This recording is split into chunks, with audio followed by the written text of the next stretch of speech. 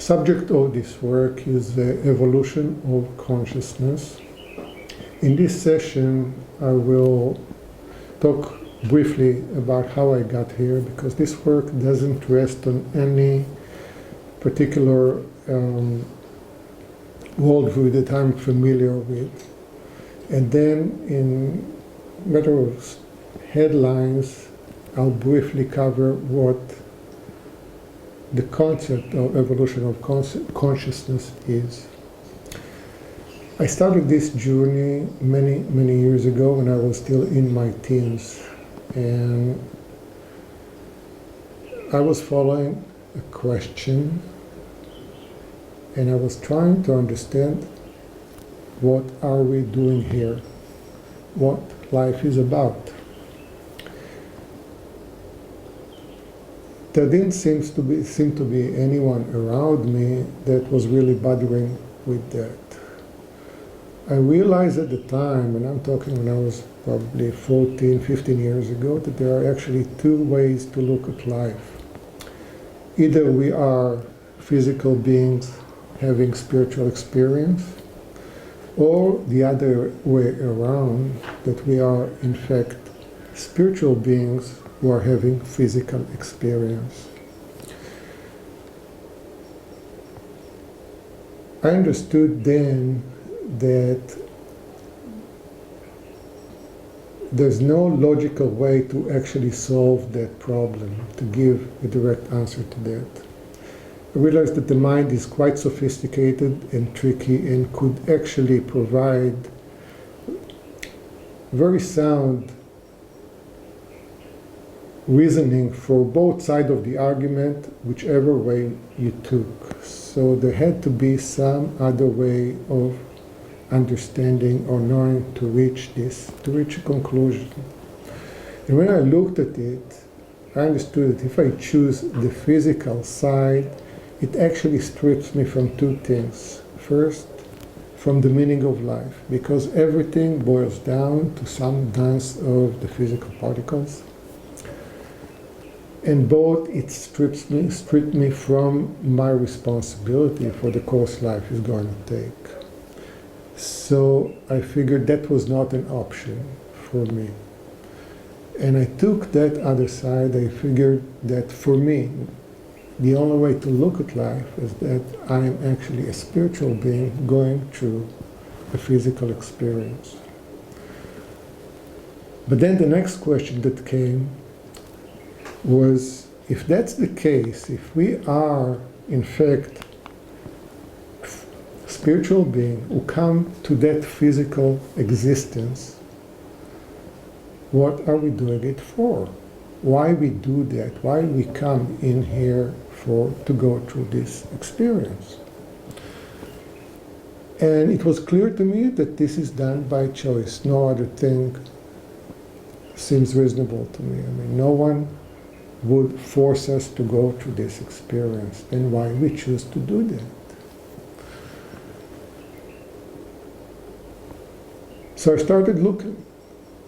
And that questions, why are we coming here to go through this experience, stayed with me for years and years. So I went first, I tried the academia.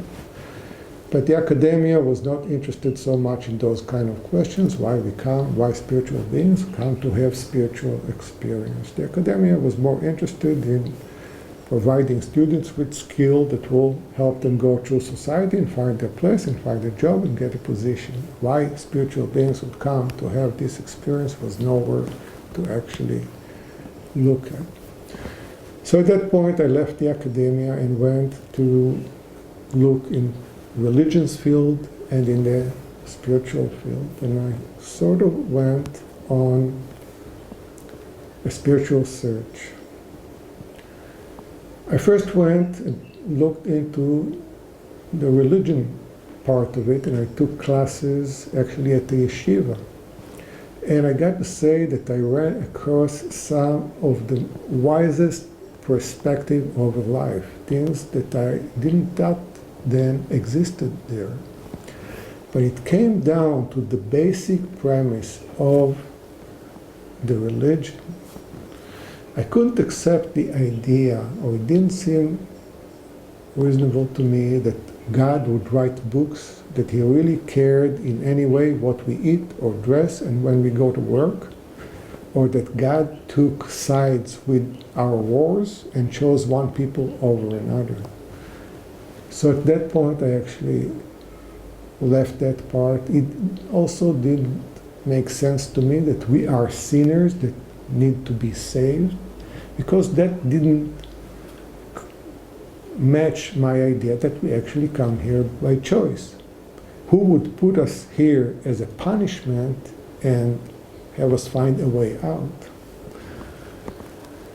So at the end of that, or the idea that once we behave, the Messiah would come and fix everything for us, that also didn't make sense to me. So I went and looked into spirituality. And that brought me to a monastery in Thailand where I took a meditation course and sat for meditation actually for many, many years. And I had some extraordinary experiences that completely changed the way I experienced and view life. Nonetheless, the idea, the Buddhist idea that life is suffering and enlightenment is the way out of suffering, again, didn't quite work for me. There is indeed suffering in life, but life itself didn't appear to be suffering. Moreover, most people don't seem to be that eager to go out or to live this life. In fact, it's most of the time the other way around. They actually would like to stay as long as possible. So while on the one hand, that experience was definitely life-changing for me, it did still give me the answer to the question I was looking for. What are we doing here, and why do we come here in the first place? It didn't seem to me that we come to suffer and to leave this place. I don't know exactly how long it took, but at one point I knew I had the answer, my answer for that question. It didn't came through reason, but somehow one day I looked inside and I saw that that answer that drove me for so many years was not there anymore. Something else had replaced it. And my answer was that we actually come here to evolve, that the physical experience, having the experience of having the physical boundaries and meeting the boundaries, the limitations that the physical world is putting on us, is one of the best tools for our spirits, for our soul to evolve, to grow, through meeting and facing those limitations. So that was my answer. That's what we come here for. That's why we choose to go through this experience over and over and over again, because it's the tool for us to grow. And that's what the Spirit is in fact about. That's what it's wanted to do, to keep evolving and growing. So that's what this work is actually about. But, of course, then immediately came the next question, what that evolution is about. Because, okay, if we know that that's what we come here for, but we don't know what that means, that doesn't do too much help. It would be a little bit like playing a ball game without knowing the rules of the game, or if we take basketball, not knowing where the basket is that you want to put the ball in. And it also became quite clear to me that most of the things that we are focused on at the moment doesn't, at least not directly, parallel with what spiritual evolution is about. Getting a high position in society, attaining power, or amassing a lot of goods and experiences doesn't seem to really go to match spiritual growth and evolution. And all those goods and things doesn't stay with us when we leave this planet. So what is? So when I looked at it, and again, this question stayed with me for quite a few years, till slowly some answers started to rise. And again, it didn't come through reasoning. The reason and the mind was more of an organizing of some other kind of knowledge or insight that came from other places. Of course, I read books and I looked almost anywhere I could, and pieces from here and there started to come together. And I realized first that evolution, at least in the last 100,000 years of human species, was entirely related to the development of human consciousness. The physical structure or the genetical structure of humans hardly changed at all. The way we use language, which enables us to do one of the most important and significant aspects of human existence, is to develop paradigms, worldview, or philosophy of life. I use those three terms basically as referring to the identical thing. That we actually have a perspective over life, that we looked at life and developed an idea of what life is about. This is part of the way we use language, but we are very unique in developing that ability. That we develop an ability to look at life, have a perspective, have an idea, a world view about life, then actually act on that world view that we develop. That had started when we gained the ability to use language and to communicate the way we communicate now. As a matter of fact, all what we call revolution, if we look at agricultural revolution, industrial revolution, the scientific revolution, the information revolution, all of those revolutions are reflection of aspects of human consciousness. They all came out of qualities that were enabled by human consciousness. The social structures we create, the way we use money, the economic structure that we constructed, the law system, the concept of human rights, of children's rights, of women's rights, the concept of morality and justice, and much, much more, are all aspects of human consciousness. So all of those elements of development are all reflection of changes that we went through, all reflected in human consciousness. But all of the core question that I was asking still is, what the direction of that development? Where is it going from and where is it going to? And I realized that this process has at the center of it, at the core of it, a clear direction that goes from separation to unity.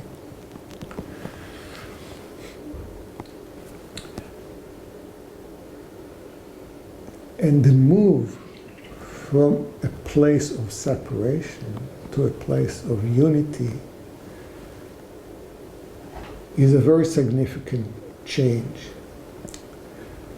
In fact,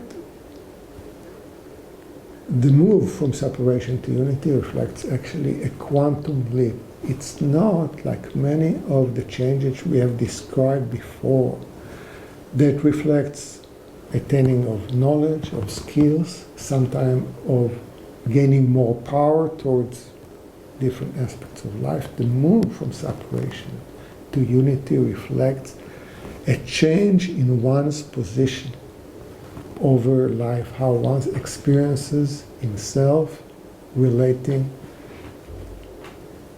to the rest of society around him, the rest of the natural world, and in fact the rest of the universe. Throughout the entire history of humanity, there always have been people, groups, organizations, sometimes whole communities, that their basis position was still centered in unity. However, humanity as a whole hasn't yet crossed that threshold. Our basic position towards life, our basic worldview as a race is still very much centered in division. Most of the great teachers in the history of humanity, be Lao Tzu or Siddhartha Gautama the Buddha, Jesus from Nazareth, Mahatma Gandhi, Martin Luther King, and many, many others had their center based in unity. And many, many others and many people still in, maybe today more than in any other time in recent histories, there are more people, organizations, and groups that are working towards unity.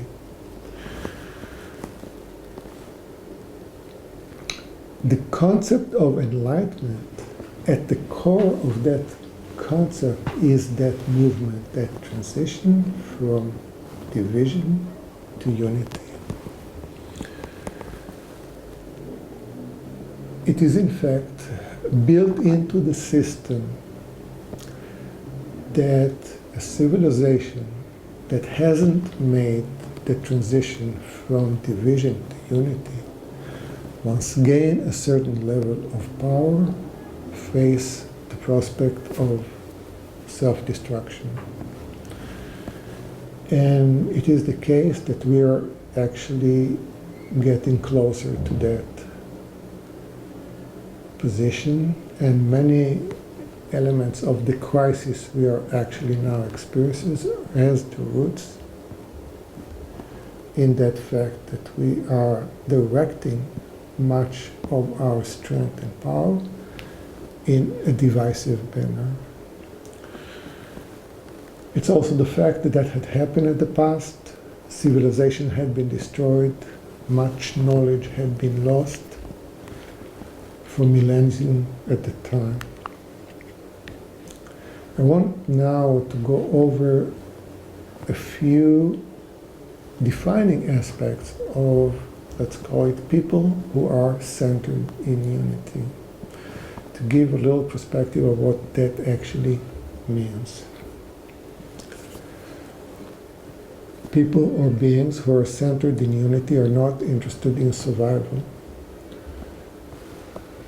They are very clear that the universe is geared to support not only their survival, but their entire process of evolution, development, or growth.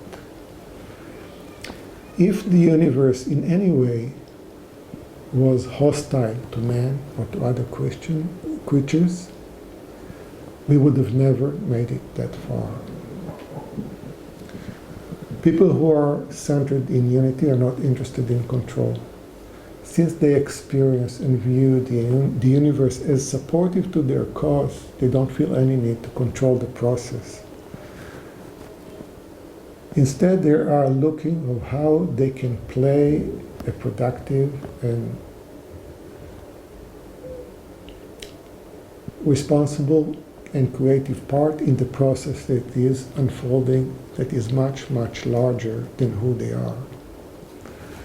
Likewise, they're not interested at all in winning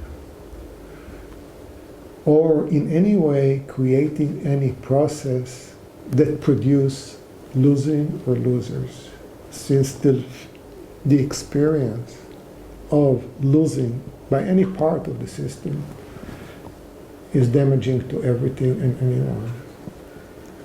From the same reason, people who are centered in unity won't leave no one or anything behind. They care for the system, and they know that if people or aspect or parts of the culture, the society that around them is left behind or being damaged, it damaged the entire system that support them. People who are centered in unity don't view anything or anyone as a threat. They wouldn't frame any challenge as a matter of combat, like war on crime, or war on drugs, or war on disease, or war on car accident, or anything else. They see life process as a creative process, and they ask themselves what they create. So then they don't view or experience life as a struggle. People who are centered in unity don't compete, they cooperate. They don't fight disease, they heal.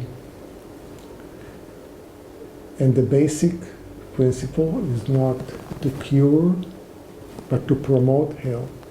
And when you look at what does it mean to promote health and create a healthy system, it goes much, much farther than just identify a disease and trying to prevent it.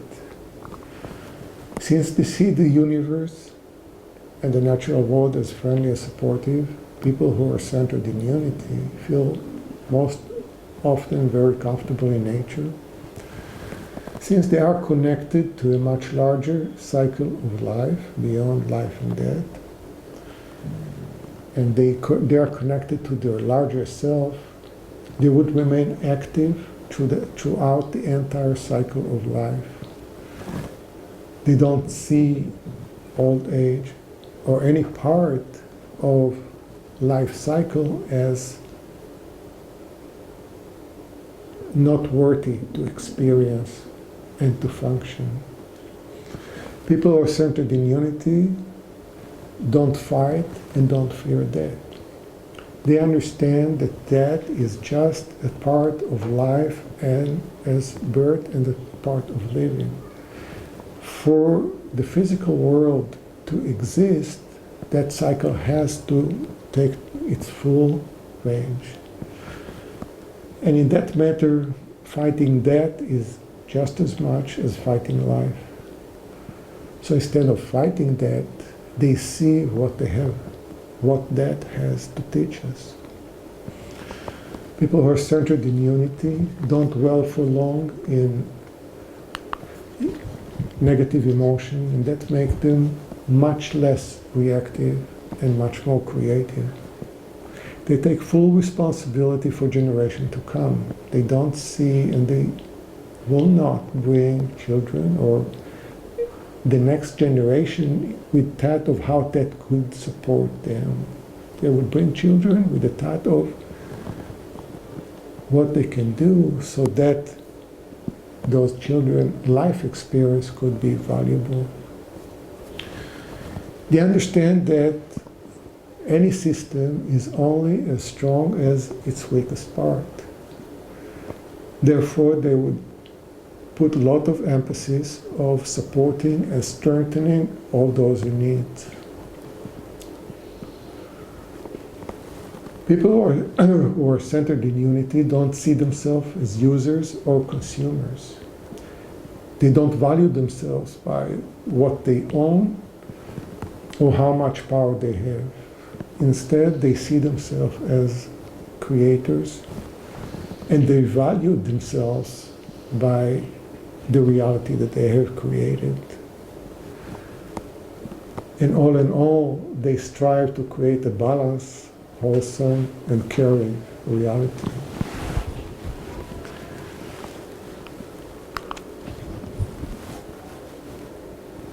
We are not quite clear about it, but we are very powerful creators. And I will, in this last part of this session, go over the tools that we use to create the world around us. If you lift your eyes, but there are exceptions that you are looking at this somehow when you're out in the woods, you will see around you an entire world that we have practically created. Wherever you look, you'll see a world of human creation. This is, in fact, how powerful we became. We literally create worlds. We live all our life at the moment. We go to take a walk in the woods, but we live at the world we have created. And the tools we use to create that world start again with our language. The way we use language allows us to cooperate in a way that no other creature does. And the basis of that language is the fact that we construct worldview, philosophy, paradigm of life. In fact, most of our communication doesn't happen from our direct experience, from the experience of one to experience of another. It happens from one worldview to another. Most of our communication is focused on developing, constructing our worldview, our view over life. And almost anything we do, including literature and movies and education, comes and goes from our worldview. Next aspect is religion. Religion reflects the way that we are not alone in this journey. We are constantly getting assistance. All of the religious structure is a reflection of ideas and support we get from some higher sources.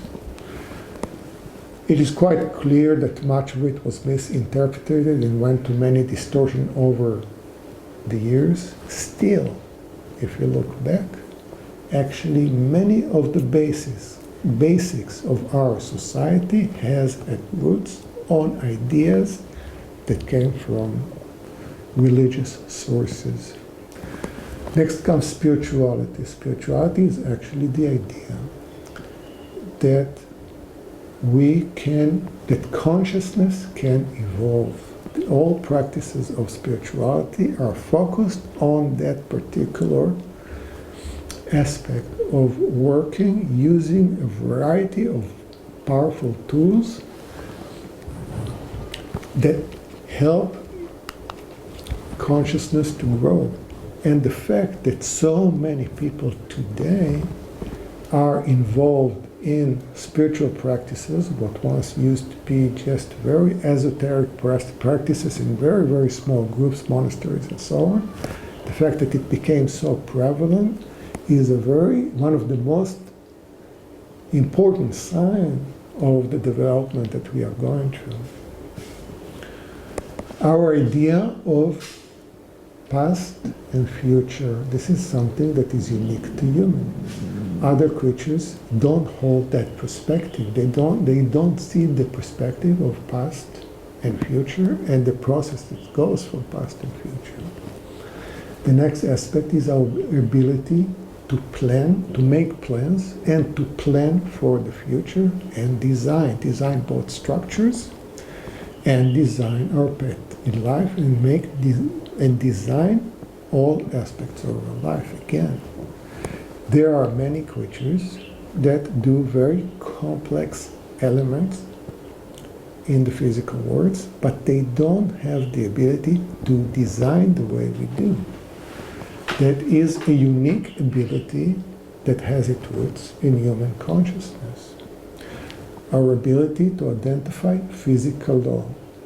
The law in the physical world is not part of experience, it is part of our consciousness. We may experience our weight on the ground, we don't experience the law of gravity.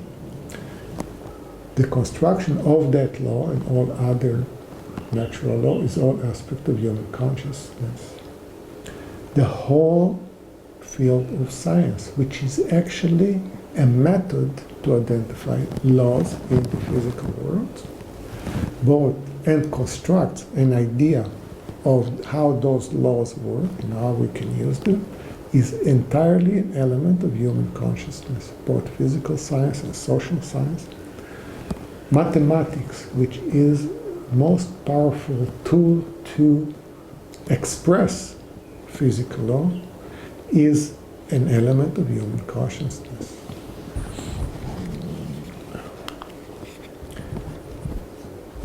Things that I've talked about a little bit in the past, the concept of morality and justice. The concept of justice and morality actually reflect an idea that there is some kind of a higher good than what we perceive momentarily, something that works for our benefit. That concept of some kind of higher good is an aspect of our consciousness. Our ability to construct laws and hold and build a law system. The fact that we are able to conceive and construct a law that says if we all follow that rule, that will improve our life is an aspect of our consciousness. Our social structure, our form of government,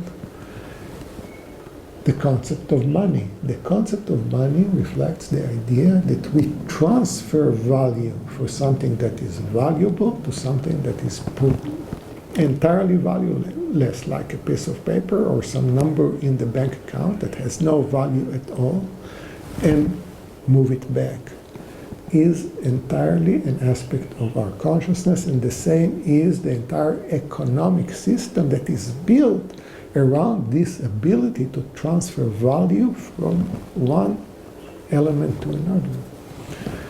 Our form of education, the way we educate, is entirely the fact that we can, just by using language and some other elements of assistance, move knowledge from one person to another, is an element of our consciousness.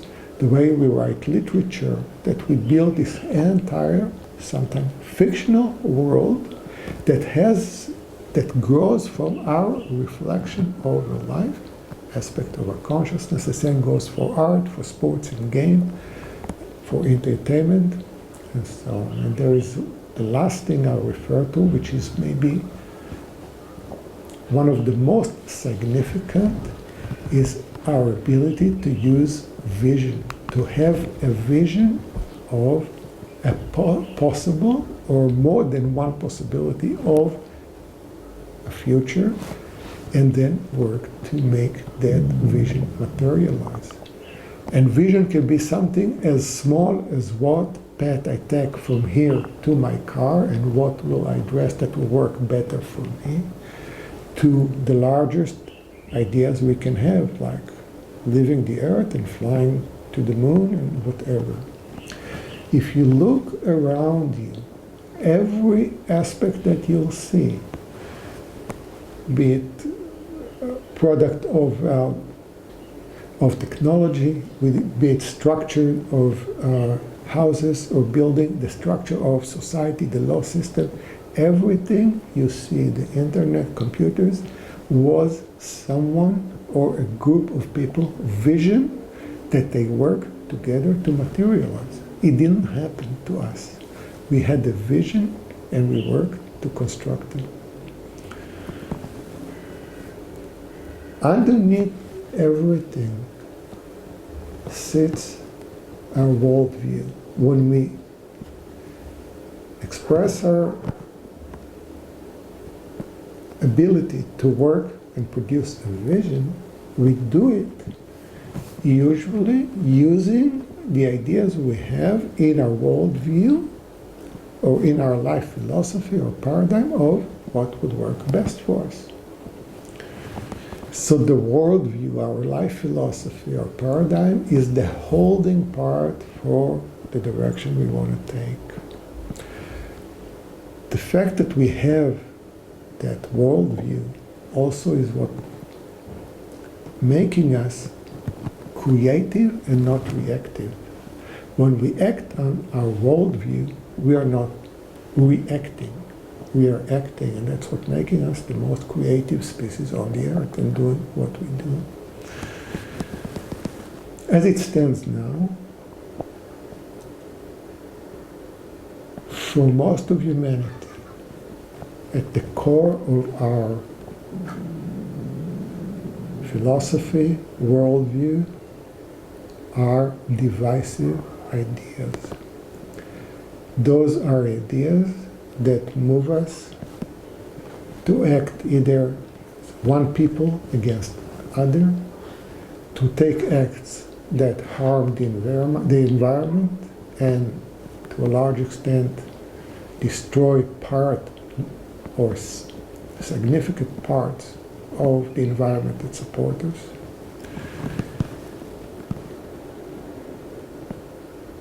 Divisive views are actually what stands at the roots of what causes us to create conflicts and to experience life as suffering, or elements of life as suffering.